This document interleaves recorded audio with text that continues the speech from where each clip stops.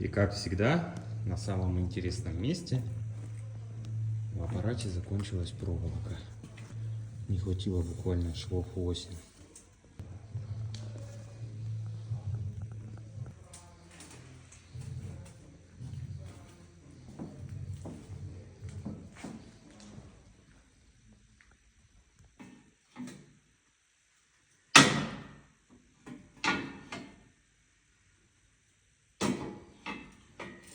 Отлично.